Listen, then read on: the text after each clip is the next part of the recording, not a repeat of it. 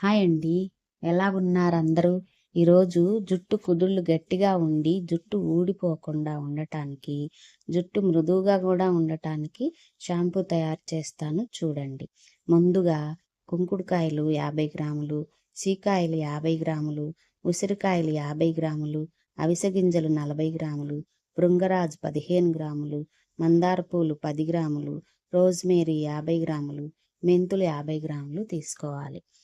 ముందుగా కుంకుడుకాయలు, ఉసిరికాయలు, భృంగరాజు, మందార పూలు, మెంతులు ఒక గిన్నెలో వేసి బాగా కడిగి లీటర్ నీళ్లు పోసి రాత్రంతా నాననివ్వాలి. రెండో రోజు ఉదయం ఈ గిన్నెలో రోజ్మేరీని వేసి పొయ్యి మీద పెట్టి మరగనివ్వాలి. తర్వాత వీటిని బాగా పిసికి నీళ్లు వేరే గిన్నెలోకి వడపోసుకోవాలి.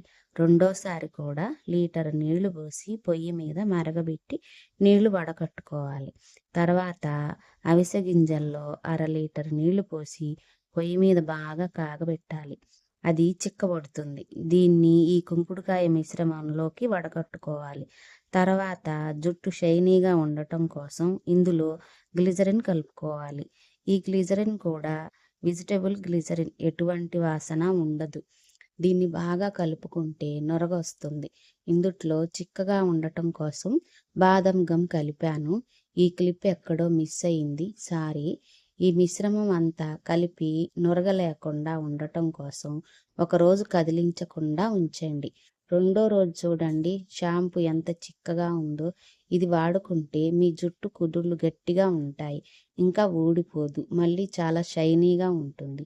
ఈ వీడియోలో చూపించినట్లుగా కొలతలతో మీరు కూడా షాంపూ తయారు చేసుకోవచ్చు.